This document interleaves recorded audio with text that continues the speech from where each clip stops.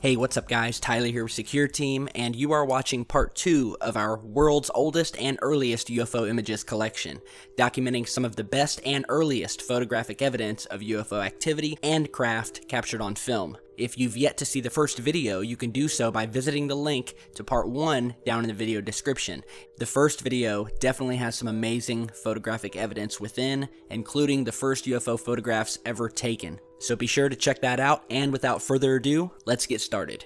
This image, captured in 1943 over the Japanese Sea during World War II, is one of the numerous UFOs photographed during the war, receiving the nickname Foo Fighters, a term which was originally coined by a cartoon comic character that was a favorite among US forces during World War II. And as you see in this image here, a Japanese Sally bomber flies over the Japanese Sea, followed by a dark sphere. Now, these Foo Fighter UFOs were quite common during World War II, as we showed you guys in the first video. There's some pretty good image documentation of these orbs that have come in various colors, from black to blue to white, that seem to have followed these airplanes. And we're talking Japanese airplanes, US airplanes, Nazi airplanes, and it basically didn't matter. They were all over. And the whole Foo Fighter phenomenon is extremely mysterious and interesting research.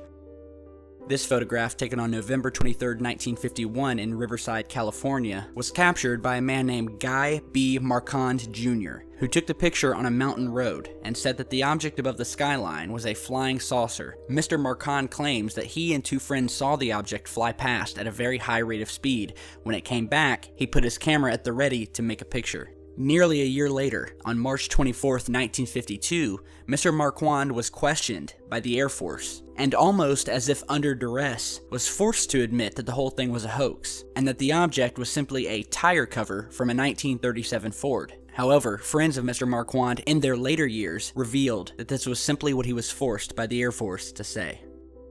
On October 19, 1954, amateur photographer Turi Mattarella snapped this picture in Monte Carlo, Rome, Italy, of what he claimed is a flying saucer hovering above Rome's Monte Carlo. A number of residents in the Eternal City claim to have also seen the discs, which were also confirmed by many local newspapers at the time. On May 7, 1952, over Brazil, newsmen Ed Kessel and Joe Martins of O Cruzeiro magazine were covering a groundbreaking ceremony near Copacabana when they saw a strange aircraft approaching. Cameraman Ed Kessel snapped 5 black and white photographs as the UFO came directly over them, circled them, and then flew back out to sea. They developed prints which showed a clearly outlined and sharply detailed, solid-looking disc-shaped object. Brazilian Air Force investigators tracked down at least 40 people who were in the vicinity that day and were witnesses to the object in question. In the end, Brazilian investigators had searched every angle of the story to find evidence of a hoax, but never found it. The 2 newsmen were considered very reliable, and there was no apparent motive for 40 or more additional and unrelated witnesses to perpetuate the story if it was not actually true. Taken in Levet France on July 18, 1952, Mr. M. Frignelli, who would remain convinced until his death that he had seen and taken pictures of some sort of unnatural phenomenon. These photos were subjected to a careful and detailed examination by Dr. Guerin, a professor at the Institute of Astrophysics in Paris. The investigators were quoted as saying that certain details led the investigators to develop a mathematical model of the supposed trajectory of the UFO. The model was validated by measurements on the photographs, which demonstrated that the disc was distant from the camera, flying along a straight and horizontal trajectory, and was not a fabrication. Taken over Alberta, Canada on August 27, 1956, the witnesses of this image were 2 Royal Canadian Air Force pilots who were flying in a formation of 4 F-86 Sabre jet craft. The planes were flying due west over the Canadian Rockies at 36,000 feet about 1 hour before sunset. One of the pilots saw a bright light, which was sharply defined and disc-shaped, that resembled, quote, a shiny silver dollar sitting horizontal. Situated below the planes but above a thick layer of clouds, it appeared to be considerably brighter than the sunlight reflecting off the clouds. The duration of the sighting was estimated to be between 45 seconds and 3 minutes. This case and this photograph were subsequently analyzed by Dr. Bruce Maccabee in 1996. Maccabee has presented an argument against the proposition that the phenomenon is due to either reflection of sunlight by the clouds or to lightning, and that the sighting is of a legitimate object. This amazing image, taken in Rosetta, South Africa on July 17, 1956 at about 4 p.m., caused an international controversy when local meteorologist Elizabeth Clarer, of what she claims in the photo to be an extraterrestrial spaceship, said that it was taken in the presence of two witnesses whom she wanted to show the site of her first contact. With them, she drove through the Zululand, the foothills of the mighty Drakens Mountains, when she noticed a flash of light between the clouds. Immediately, she stopped, left the car together with her companions, with her brownie box camera in hand that she had brought in with her. A moment later, she recognized a metallic disc in the dark clouded sky, obviously slowly approaching. Immediately, Elizabeth shot 7 photos before the disc suddenly shot away. She said that in that same moment, a thunderstorm had started, and a shower of hail went over the field. Miss Clare went further by confirming the authenticity of her photos in a notarized affidavit. She stood behind her story until she died in February 1994 at the age of 83 years. Also captured in September of 1957 near Edwards Air Force Base in California, this photo was captured by a test pilot flying over the Air Force Base, which shows a clear, shiny UFO following a B-47 twin-jet military craft. But the UFO wasn't discovered until the photo was later developed. An enlargement of the object appears in the upper left corner, as you're seeing above. This sighting is one of the best ever recorded in Argentina, captured in 1960 in the town of Corbota, an image and sighting which is practically unknown to English-speaking ufologists, as it has been published only in Spanish magazines. It is a single witness case, but this witness is a high-ranking officer of the Argentinian Air Force. Even in Argentina, and perhaps due to the association of the witness with the AAF, the case was not given much publicity until 1977, when it was finally reported in UFO Press magazine. At approximately 4:30 p.m., the Air Force officer was in the area of Villa General Belgrano, about 70 kilometers from the city of Corbota. He had finished negotiating a wide S-curve when he suddenly noticed a rather close and unusual object hovering near the ground to the right of the road. Startled, he stopped the car, grabbed his camera, and proceeded to take a photo of the object, which was moving slowly. While he was engaged in winding the film to take a second shot, the object started to accelerate and disappeared into the clouds, which, as stated, were very low. Afterwards, he jumped back into his car and continued his trip to Corbota, where he proceeded to have the film processed. Another anomalous detail in the photo is the presence of a horse whose head is turned around, its attention apparently drawn to the object. And as anyone familiar with a rural environment knows, horses kept in pastures near roads become totally indifferent to traffic and will not interrupt their gazing for the presence of a car. Nevertheless, the horse seems to be looking directly at the object, placed halfway between him and the road.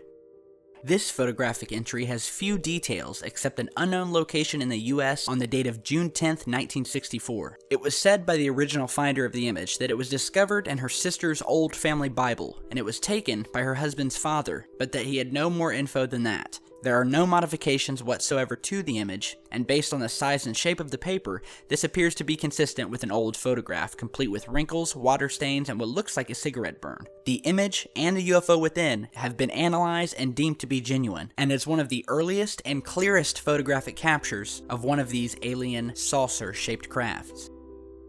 One of the most mysterious and controversial UFO sightings during the 1960s was captured in Santa Ana, California on August 3, 1965, where Rex Heflin, an Orange County highway inspector, was at work in a county vehicle at 12:37 p.m. when he saw a hat-shaped, or disc with a dome-shaped object hovering above the road. He grabbed his Polaroid camera, normally used to record highway obstructions or other problems, and took 3 photographs of the metallic-appearing object and a fourth of a black smoke ring left behind by the object after it departed at high speeds. He reported seeing a rotating band of light on the underside of the object, like the sweep of a radar beam. Heflin twice tried to radio his base during the sighting, but the radio would not work. It functioned normally, however, after the object departed. One of the photographs was published by the Santa Ana Register on September 20th, 1965. Then the story was picked up by the National Newswire services. The Los Angeles Subcommittee of NICAP, headed by Idebrell Epperson, conducted a thorough investigation of the case, including a detailed character and background check,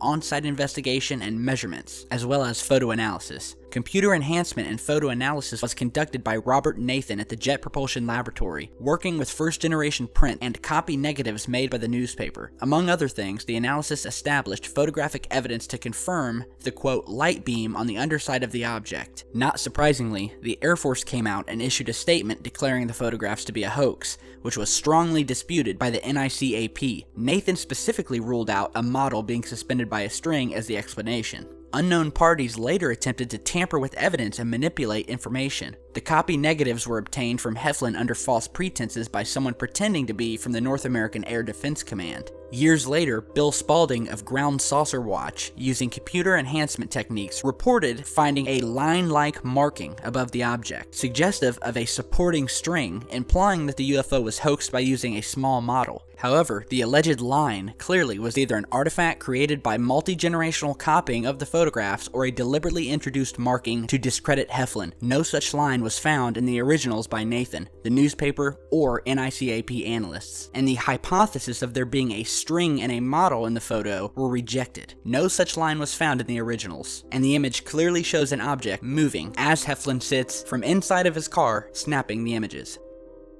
There's not much information about this photo other than it was taken in the summer of 1966 in Zurich at the Switzerland-Kloten airport, where at that time a flight security official photographed two red spheres over the Swiss airport. The photo was later released by Swiss air pilot Ferdinand Schmidt. This last and probably most controversial of the 1950s and 60s UFO sightings was captured over Washington, D.C. in 1952 and is also known as the Washington Flap or the Washington National Airport sightings, which was a series of unidentified flying object reports from July 12th to July 29th, 1952 over Washington, D.C. An image and supposed video was taken of these objects as they buzzed over the White House, as you're seeing in the images above. Washington National Airport and Andrews Air Force Base picked up a number of UFOs on their radar screens on July 19th, beginning with a wave of sightings still unexplained to this day. These blips on the radar were objects traveling at about 100 miles per hour, but with the ability to accelerate to the unbelievable speed of 7,200 miles per hour. The Washington National sighting was confirmed by other local radar, and then Andrews Air Force Base was contacted. The phenomenal sightings would bring about an Air Force press conference on July 29th, with Major General John A. Samford in charge. The official explanation was temperature inversions, which supposedly caused ground lights to bounce off of the clouds, giving the appearance of lighted craft in the skies. The naive and trusting press accepted this explanation at first, in lieu of any other, quote, reasonable evidence. This explanation, however, was scoffed at by ufologists, knowing that it did not explain what was seen by pilots and radar operators. Even Project Blue Book would dismiss the temperature inversion explanation, as it later labeled the Washington sightings as unknown. The Washington, D.C. sightings are a solid case of UFO activity. Literally hundreds of eyewitnesses saw the objects and photographed them. Many of these were Air Force personnel. Many of them made comment of the sightings, one of them which was Sergeant Harrison, who is quoted as saying, "I saw the lights moving from the northeast toward the range station. The lights did not have any characteristics of shooting stars. There were no trails and seemed to go out rather than disappear, and they traveled faster than any shooting star I have ever seen." The sightings continued throughout the month of July. So what do you guys think about all these sightings? Be sure to let us know down in the comments section, and stay tuned for part 3, which we will have out sometime in the next week. So do be sure to share, like, and subscribe, and as always, check back real soon.